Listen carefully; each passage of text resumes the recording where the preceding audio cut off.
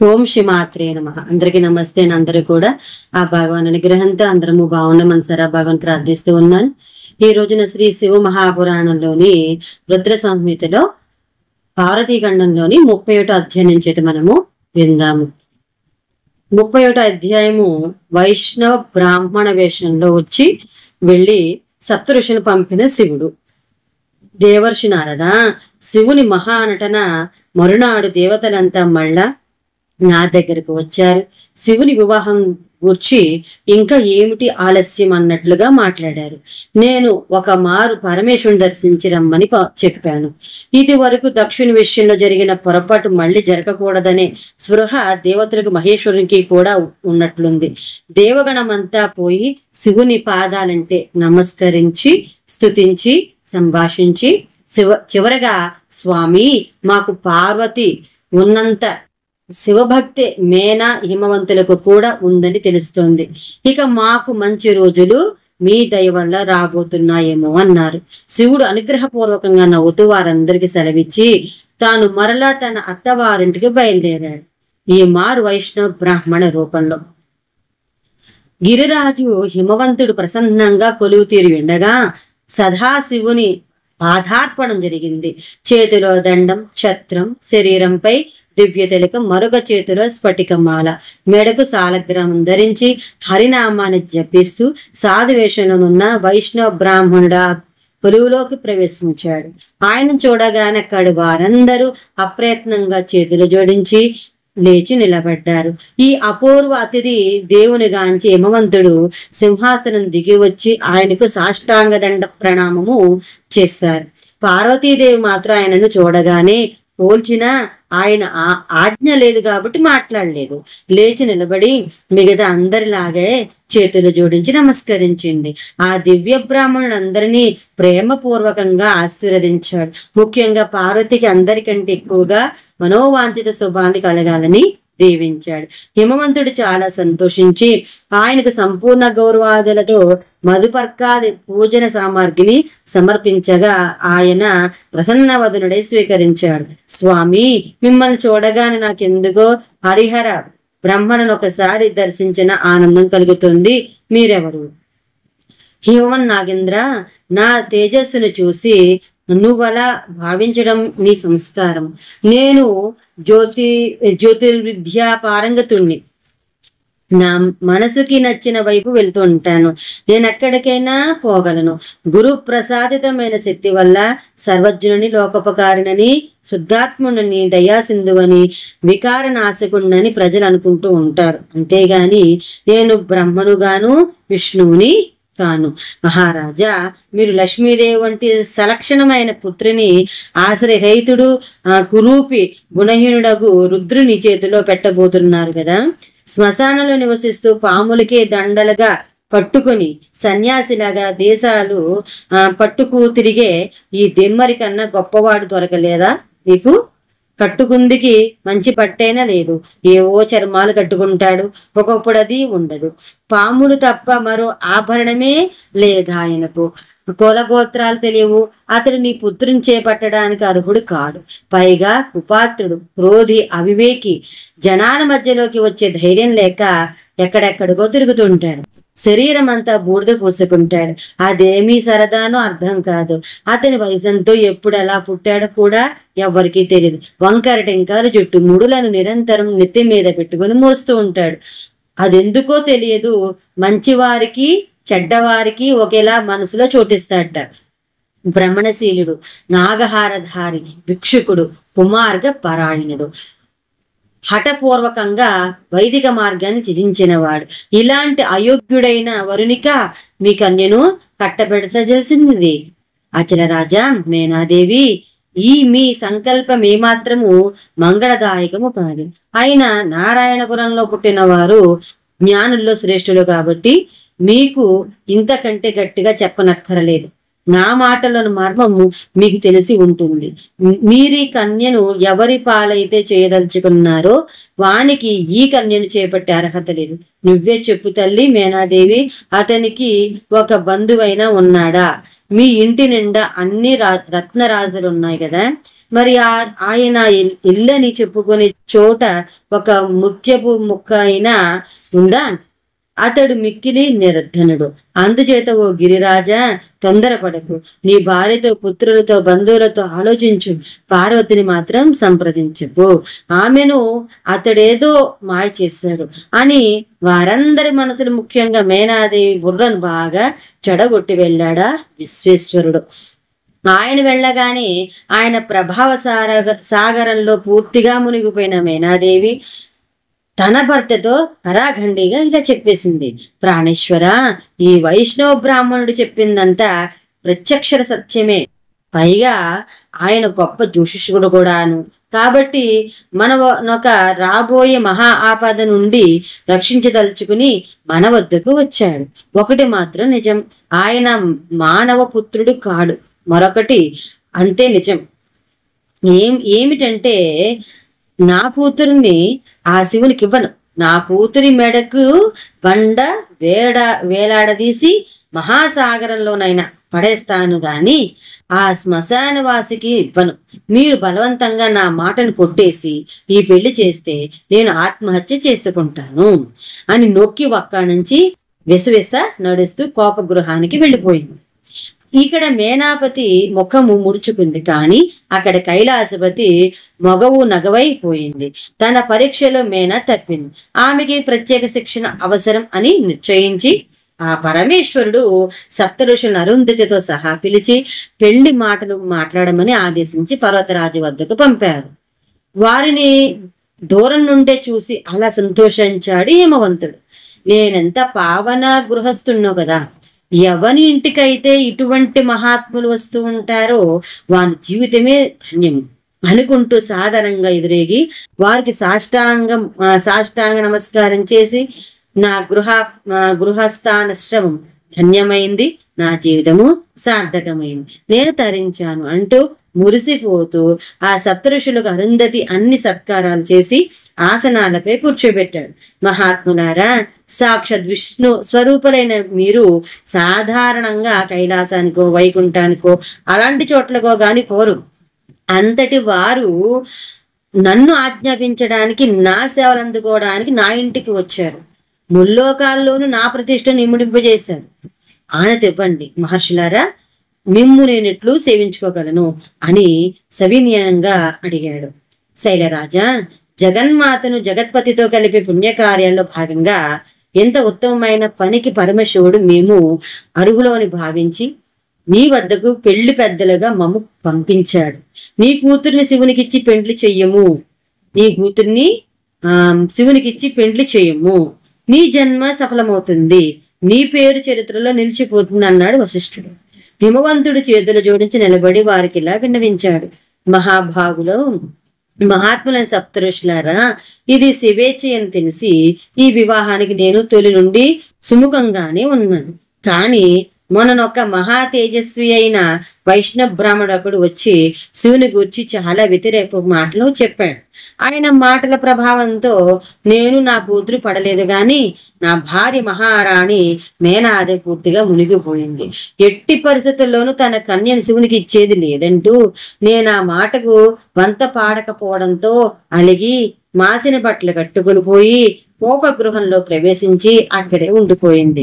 నాకు కూడా మనసు అటు ఇటు పరిగెడుతోంది. మేమిద్దరము జ్ఞానభ్రష్టులమై పోయామేమో అనిపిస్తోంది. కంగారు పడొద్దని ఇదంతా శివమాయని చెప్పి సప్తఋషుల మేనాదే వద్దకు అరుంధతిని పంపించారు. అరుంధతి సూటిగా అంతఃపురంలో మేనా పార్వతి ఉన్న చోటుకి వెళ్ళింది. ఆ మహాస్వాద్విని, ఆ తేజ స్వరూపిణిని తెలియరాని వారు లేరు, అడ్డగలిగేవారు లేరు.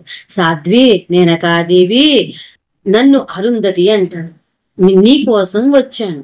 గంభీరమైన గొంతు వినగానే శివాలను లేచి నిలబడింది మేనాదేవి. మహాలక్ష్మి వలె అమిత తేజస్సుతో వెలిగిపోతూ ఉన్న అరుంధతి పాదాలపై తన తలను పెట్టి ఇలా అంది: అమ్మా, నేడు కదా నా పుణ్యాల పంట నా కాపురానికే నడిచి వచ్చింది.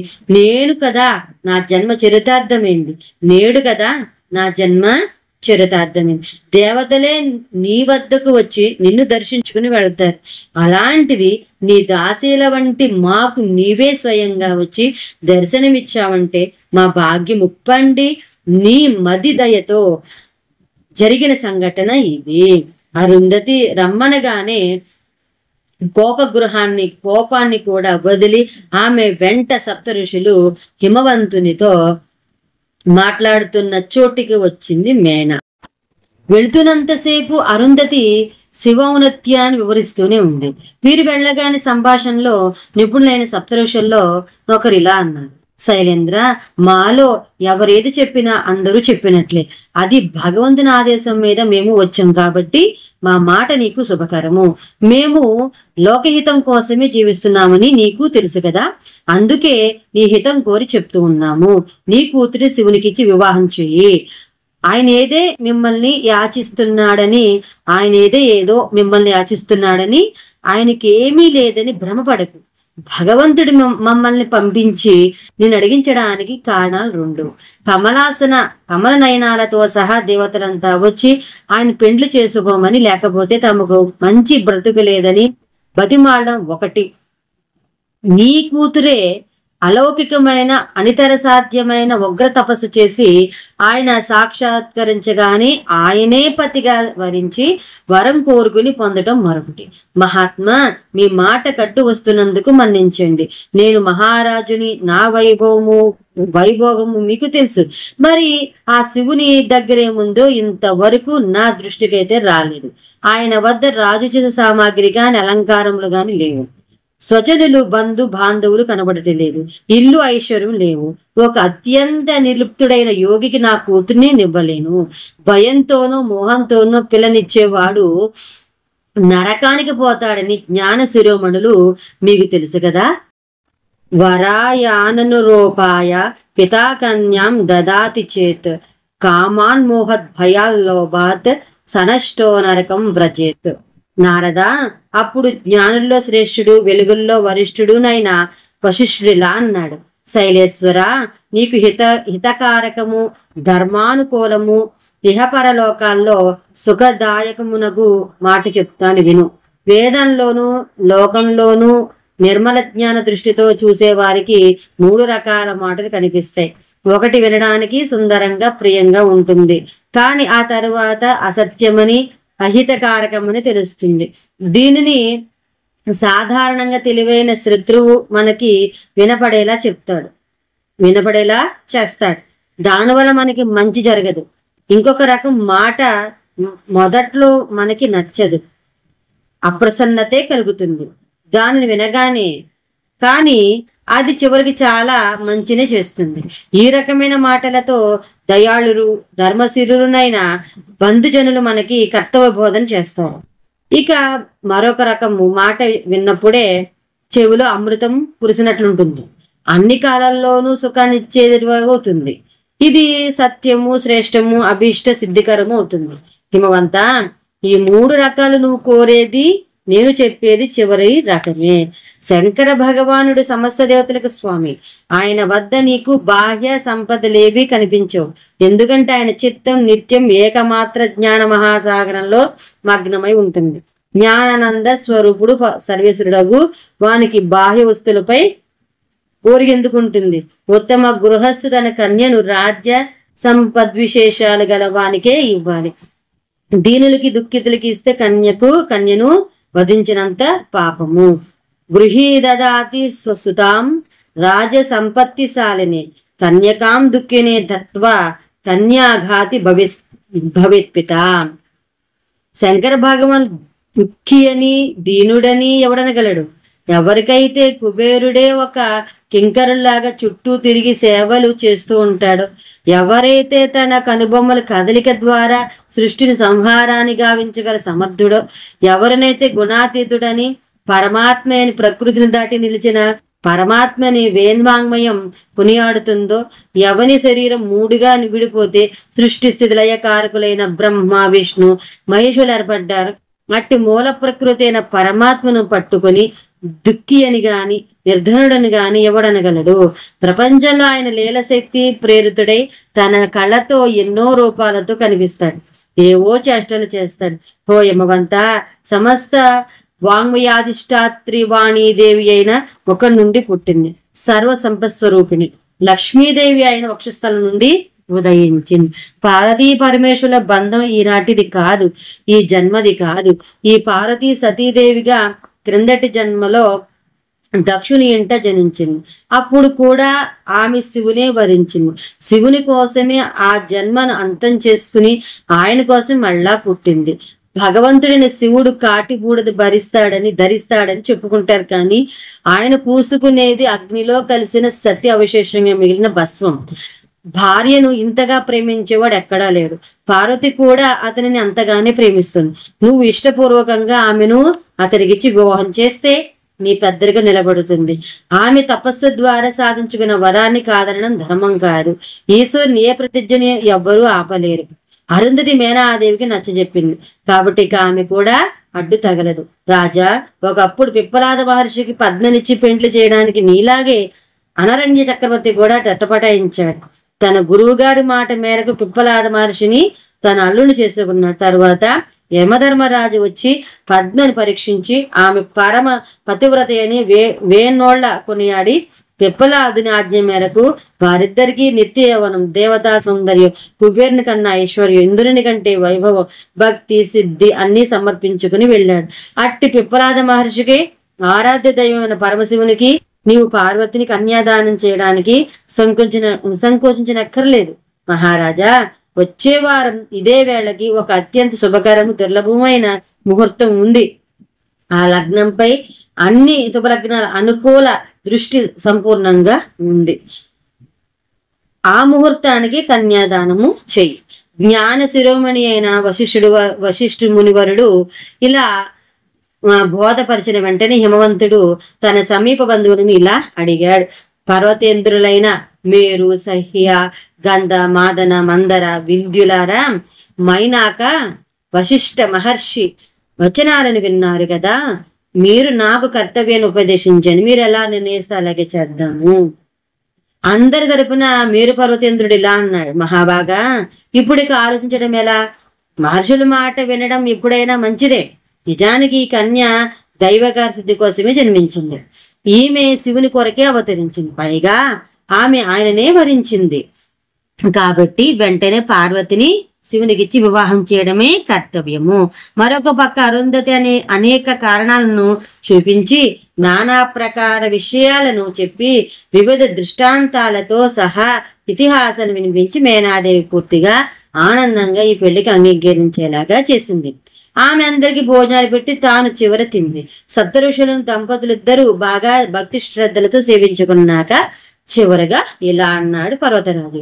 మహానీయులారా, నా సందేహాలను దూరమైనాయి, భ్రమలన్నీ తొలగిపోయాయి. నేను, నా పత్ని, పుత్రుల ఐశ్వర్యం అన్ని ఇక శివుని సేవలో తరిస్తాను. సప్తఋషులు ఎంతో ఆనందించి పర్వతరాజు వద్ద సెలవు తీసుకుని శివుని వద్దకు వెళ్ళారు. ఆయన దర్శనం కాగానే ఆయనను హృదయపూర్వకంగా స్తుతించి ఇలా చెప్పారు. దేవదేవ, మహాదేవ, పరమేశ్వర, మహాప్రభో, మీ సేవకులమైన మా జన్మ ధన్యమైంది. మీరు కోరిన సేవను చేసుకోగలిగాము. నానా ప్రకారైన సుందర వచనాలతో ఇతిహాసాలను వినిపించి గిరిరాజుకి మేనాదేవికి నచ్చజెప్పగలిగాము. ఆయన తన కన్యను మీకిచ్చి వివాహం చేస్తానని వాగ్దానం చేశాడు. వచ్చే వారం ముహూర్తం కూడా నిశ్చయించాం. ఇక మీరు తరలి వెళ్ళడానికి సిద్ధం కండి. ఋషులారా, తరలి వెళ్ళడం అంటే ఏంటో నాకు తెలియదు, అది మీరే చెప్పండి అన్నాడు నవ్వుతూ శివుడు. వారు కూడా నవ్వుతూ ముందుగా విష్ణుదేవుని పిలిచి ఆయన సలహాపై ఆహ్వానాలు పంపమని చెప్పి సెలవు తీసుకుని వెడలిపోయారు. 31, 32, 33, 34, 35, 36 అధ్యాయాలు సమాప్తం. 37వ అధ్యాయం పర్వతరాజు పెళ్లి ఏర్పాట్లు. తండ్రి, మహాప్రాజ్ఞ పార్వతీ పరమేశ్వర వివాహం సామాన్యమైనది కాదు. అది జగత్ కళ్యాణమే. కాబట్టి నాకు అన్ని కూలంకుషంగా కళ్ళకు కట్టికినట్లుగా వర్ణించి చెప్పండి అని కోరాడు నారదుడు. చెప్పసాగాడు సర్వం తెలిసిన సరస్వతీపతి. మునీశ్వర, ముందుగా హిమవంతుని పెళ్లి సందడి విను. మహర్షులు సప్తఋషులు వెళ్ళిన వెనుక మనస్వి అయిన యమరాజు పత్నితో సహా అనిర్వచనీయమైన ఆనందాన్ని అనుభవించసాగాడు. తన బంధు బాంధవులందరినీ వెంటనే రమ్మని ఆహ్వానించి రప్పించుకున్నాడు. ఋషుల ఆజ్ఞానుసారం తన పురోహితుడైన గార్గాచార్యులచే లగ్న పత్రికను వ్రాయించి శివునికి సన్నిధికి దాన్ని పంపించాడు. పర్వతరాజు ఆత్మీయ జనుల మిక్కిలి ప్రసన్నతతో నానా ప్రకారాల సామాగ్రిని పట్టుకుని వచ్చాడు. వారే కైలాసానికి కూడా వెళ్లి శివునికి తిలకమును పెట్టి లగ్న పత్రికను చదివి చేతికిచ్చారు. భాగవంతుడైన శివుడు వారందరికీ తగు రీతిగా కానుకలిచ్చి సత్కరించి పంపించాడు. వారు వెనుకకు మరలి వచ్చి హిమవంతునికి తమకు శివుడిచ్చిన గౌరవమును చెప్పి కానుకలను చూపించేసరికి హిమవంతుడి ఆశ్చర్యానందాలతో ఓలలాడాడు. తరువాత పర్వతరాజు దేశాల్లోనున్న తన వారికి లిఖితపూర్వకంగా ఆహ్వానాలను పంపించాడు.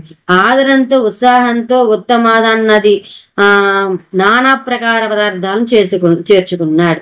వివాహానికి సరిపడా బియ్యము, బెల్లము, పంచదార, పిండి, పాలు, వెన్న, నెయ్యి, మిఠాయిలు పుల్లగా కరకల్లాడుతూ ఉండే తినుబండారాలు, పెరుగు నిలవగా కొన్ని ఏ రోజుకి ఆ రోజు వచ్చేలా కొన్ని ఏర్పాట్లు చేశాడు. అవి కూడా కొండల్లాగే రాసులుగా ఉన్నాయి. ద్రవపదార్థాలను ఔషధులు వేసి గంగాళాలతో సిద్ధం చేయించాడు. శివపార్షదులకు ఏమి ఇష్టమో ఋషులను కనుక్కొని భోషణాల కొద్ది వాటిని సేకరించి ఉంచాడు. దేవతల కోసం నానా ప్రకార వస్తువులను అనగా బహుమూల్యమైన విభిన్న వస్త్రాలను అగ్నిలో శుద్ధి చేసి తీసిన బంగారు ఆభరణాలు, వెండి వస్తువులను, ప్రశస్తమైన రత్నాలను సిద్ధము చేశాడు. మంగళకరమైన దినాలు, శుభకరములైన పనులను ప్రారంభించాడు. పర్వత రాజాంతః పురాంగనుల పార్వతిని రోజుకొక రకమైన ఔషధియుక్త పదార్థాలతో నలుస్తూ నీళ్లు పోస్తూ తపస్సుచే అలసిన శిరోజాలను సంస్కరిస్తూ మరింత లావణ్యవతిగా తయారు చేశారు.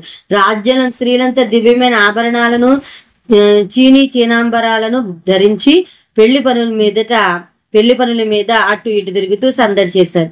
బ్రాహ్మణ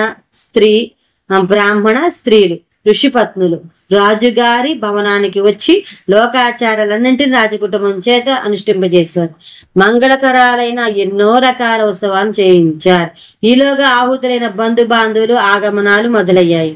సుమేరుడు దివ్య రూపాన్ని ధరించి నానా ప్రకార అత్యుత్తమ మణులను, రత్నాలను పట్టుకుని భార్యతో పుత్రులతో సహా వేయించేశారు. మందరాది మహాపర్వతులు కూడా అలాగే తమ గన్లోని రత్నాదులను కానుకలుగా తెస్తూ సకుటుంబంగా వచ్చేసారు. నదులు కూడా దివ్యనారి రూపాన్ని ధరించి దివ్యాలంకార భూషితులై వచ్చారు. హిమవన్ నగరము కూడా దివ్య మానవ స్త్రీ పురుష సమూహంతో అన్ని వైపుల నుండి నిండి కలకలలాడిపోయాయి. ఊరిలో ప్రతి ఇంటి ముందు పందిళ్ళు, వాటిలో సంస్కృత కార్యక్రమాలు కనువిందు చేశాయి. ఎక్కడికక్కడే రంగురంగులు పతాకాలు స్థాపించబడి గగనాన్ని కూడా సౌందర్యాకారంగా చేశాయి. హిమవంతుడు వచ్చిన వారందరికి సంతృప్తికరమైన వసతిని చూపించి సంతోషపెట్టాడు. పురజన ఉత్సాహాన్ని చూసి సంతోషించిన పర్వతరాజు తన నగరిలోని ప్రతి గృహానికి పచ్చటి అరటి స్తంభాల గలలతో మాధవిలతోనూ పంపించాడు. రహదారులన్నిటిపై సందులతో సహా తుడిపించి సుగంధ జలాలతో కల్లాపం చెల్లించాడు. అన్ని దారుల్లోనూ ఇరువైపుల అరటి స్తంభాలతో అలంకరించాడు. ఎక్కడ చూసిన సుందరమైన తోరణాలు ఉండేలా చేశాడు. గర్గాచార్య సలహాతో వైదిక కర్మలకు, మంగళ వేదికలకి ఏ విధమైన లోటు లేకుండా చేస్తూ కళ్యాణ మండప నిర్మాణాన్ని, దానికి కావలసిన అలంకారాలన్నీ విశ్వకర్మ భక్తిపూర్వకంగా ఆహ్వానించి ఆయన పర్యవేక్షణలో చేయించాడు. నారద, అటువంటి మండపానికి అన్ని విని ఎరుగుము కదా.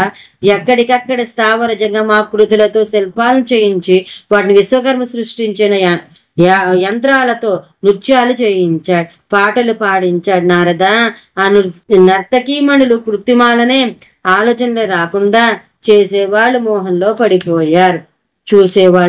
మోహంలో పడిపోయారు. విశ్వకర్మ తన నైపుణ్యాన్ని మిరిపించి పెళ్లి వారింటిని నిర్మించాడు. దాని ద్వారం వద్ద లక్ష్మీదేవి నిలబడి ఉన్న లోపలికి ఆహ్వానిస్తున్నట్లు కనిపించింది. నేను ఆశ్చర్యపోయాను. బాగా దగ్గరికి వెళ్ళాక తెలిసింది అది విగ్రహం అని. మండపం చుట్టూ దిగ్గంతల వల్ల ఏనుగులు ఉన్నాయి. అవి ఎలా నిలబడే ఉన్నాయి. ఏనుగింత బుద్ధిగా కదలకుండా నిలబడింది ఏమిటి అనుకుని బాగా ధైర్యం చేసి దగ్గరికి వెళ్ళిన వారికి తెలుస్తుంది అవి విగ్రహాలేనని. నందీశ్వరుని బొమ్మ అంతే. నారద, మహాభద్రుడిని విశ్వకర్మ కళ్యాణ మండపంలో గరుడాది సమస్త పార్షాదులతో కొలువుతీరని విష్ణు భగవానుని ప్రతిమను నిర్మించాడు. అది ఎంత జీవకళ ఉట్టిపడుతూ ఉందంటే హరిభక్తులు స్వామి నమస్కారం అంటూ సాగిలపడి మొక్కుతున్నారు. వేదాలతో పుత్రులతో పరివేష్టింపబడుతున్న బ్రహ్మ ప్రతిమ కూడా ఉంది. అది నా గొంతుతోనే, అంటే విష్ణు అదే బ్రహ్మ గొంతుతోనే వేద సూక్తులను పఠిస్తుంది. దాన్ని చూసి నాకు బలి ముచ్చటేస్తుంది అనుకో. ఇక శివుని కోసం నిర్మించిన విడిది బ్రహ్మాండంగా ఉంది. అది శివలోకంలోని సమస్త భవనాలతో ఎక్కడికక్కడ శైవ చిహ్నాలతో ఇదేదో నా ఇంటిలాగానే ఉంది అనుకుంటూ ఆ పరమేశ్వరుడు ఆశ్చర్యపోయేలా ఉంది. ఇలా నేను చెప్పిన దానికి 10 శోభతో తన నగరాన్ని తయారు చేసి మగ పెళ్లి వారి కోసం ఎదురు చూడసాగాడు హిమవంతుడు అని బ్రహ్మ నారదునికి చెప్పిన శివపురాణాన్ని సౌనకాది మహామునులకు సూత మహర్షి ప్రవచింపసాగాడు. 37, 38 అధ్యాయాలు సమాప్తం. 39వ అధ్యాయము తరలి వచ్చిన తరలేందు శేఖరుడు. సౌనకాచార్య మహర్షులారా, లగ్న పత్రిక తెచ్చిన వారిని శివుడు ఘనంగా సత్కరించి పంపించాడు. విష్ణుదేవుని స్మరించి తనకు మార్గదర్శకం వహించే వారిని చూపమని అడగగా ఆయన యోగ దృష్టిగా నారదుడు కనిపించాడు. మహర్షులారా, నారదుడు బ్రహ్మచారి కదా, ఇంకా ఒక పెళ్లి చేయలేదు, చేసుకోలేదు. హరిహరులకు ఆయన ఎలా స్ఫురించాడు అనుకుంటారేమో. ఇందులో ఆశ్చర్యం ఏమీ లేదు. నారదుడు చూసినవన్నీ వివాహ శుభకార్యాలు ప్రపంచంలో ఎవరు చూసి ఉండరు. దేవతలు లేని శుభకార్యాలు జరిగాయి, కానీ నారదుడు లేకుండా ఇంతవరకు ఏ శుభకార్యము జరగలేదు. ఎక్కడ ఏ కార్యం చేసిన వాడైనా ముందు నారదునే పిలిచి తన కుడి భుజంగా పెట్టుకుంటాడు. ఆయనకు తెలియని లోకాచారాలు లేవు, సంప్రదాయాలు లేవు. ఆయనకు తెలియని చిరునామాలు కూడా లేవు. పెళ్లి ఎవరు చేసుకున్న పెళ్లి పెద్ద నారద మహర్షి. పరమేశుడు తనను తెలుసుకోగానే ఆయన పాదాల చింత వాలిపోయాడు. బ్రహ్మజ్ఞాన సంపన్నుడు, బ్రహ్మ మానసపుత్రునకు నారద మహర్షి. నారదుని వంక ప్రీతిగా చూస్తూ పరమేశ్వరుడు ఇలా అన్నాడు: నారద, ఈ మొత్తం శుభకార్యం నీతోనే ప్రారంభమైంది, నీ వల్లే సాధ్యమైంది కూడా. నీ ప్రోద్బలంతోనే పార్వతి బ్రహ్మాండమైన తపస్సు చేసి నన్ను వశపరుచుకుంది. సప్తఋషులు ముహూర్తం పెట్టారు. హిమవంతుడు లగ్న పత్రికను పంపించాడు. ఇక మనం తరలి వెళ్ళాలి. వచ్చే వారం వివాహము. విష్ణువుతో మొదలుపెట్టి అందరినీ తెలిసిన వాడవు, అందరికీ తెలిసిన వాడు నీవే. నీవు చొరరాని చోటే లేదు కాబట్టి నా తరపున అందరిని ఆహ్వానించు. మహాప్రసాదముని శివుని ఆజ్ఞను శిరసావహించి వెంటనే బయలుదేరి అందరిని ఆహ్వానించి మళ్ళా వచ్చి శివుని వద్దనే స్థిరపడిపోయాడు నారదముని. తన పిలుపుకి వచ్చిన వారందరికీ వసతితో సహా అన్ని సదుపాయాలు అమర్చాలిగా. మరి శివగణాల వారందరూ బ్రహ్మాండంగా అలంకరించి కైలాసం 4 చెరుగుల హృద్యమైన నృత్య సంగీత కళను ప్రదర్శిస్తూ ఆహూతులను ఆహ్వానించడానికి సిద్ధంగా ఉన్నారు. ముందుగా శ్రీ మహావిష్ణువు ఏం చేశాడు? అసలు అందగాడైన ఆయన మరింత అందమైన అలంకారంతో చూసేవారికి 1000 కనులు చాలా ఉన్నట్లుగా తయారై పత్నితో పార్షాదులతో కలిసి వచ్చి భక్తి భావంతో శివ భగవానికి ప్రణమిల్లి ఆయనకు అమిత ఆనందాన్ని కలుగజేసి తన విడుదల వైపు వెళ్ళాడు. తరువాత బ్రహ్మదేవుడు ఇంద్రాది వారి స్త్రీలతో పరివారాలతో చక్కగా అలంకరించి శివగణాలతో ఆడుతూ పడుతూ ప్రవేశించి పరమేశ్వరునికి ప్రణమిల్లి తమ వసతుల వైపు వెళ్ళారు. అనంతరం అప్సరస శివగణాలతో కలిసి కాలు చేతులు గొంతులు కలిపి ఆడుతూ పాడుతూ గొప్ప ఉత్సవాన్ని చేస్తారు.